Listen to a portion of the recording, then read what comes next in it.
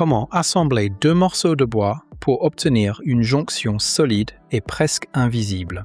La première étape consiste à tailler les deux extrémités en billets afin qu'elles s'emboîtent parfaitement. Une fois alignées, l'artisan utilise un collier métallique de serrage.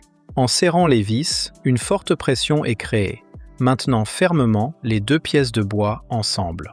Mais le véritable renfort se trouve à l'intérieur. Un trou traversant est percé au niveau de la jonction, puis de la colle à bois est appliquée sur les surfaces. Une cheville en bois est ensuite insérée à travers le trou. Elle agit comme une véritable armature interne et renforce considérablement l'assemblage. Après avoir retiré l'excédent de colle, le collier est resserré et l'ensemble est laissé au séchage. Une fois la colle durcie, la partie de la cheville qui dépasse est simplement coupée puis poncée. Résultat, deux morceaux de bois deviennent une seule pièce solide, propre et esthétique.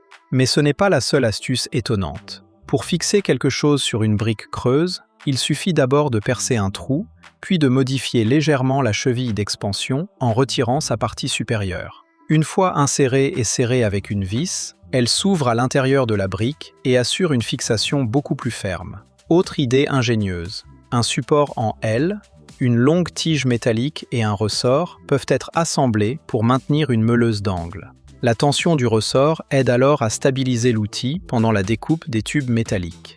Enfin, avec un morceau de tube en silicone rempli de matériaux souples, un trou latéral et un morceau de tube PVC servant de manche, il est possible de fabriquer un maillet en caoutchouc artisanal. Il permet de frapper des clous ou des carreaux tout en réduisant le risque d'endommager leur surface. Des techniques simples mais particulièrement ingénieuses. Si vous aimez ce genre d'astuces de bricolage, abonnez-vous à la chaîne et activez les notifications pour ne manquer aucune nouvelle idée.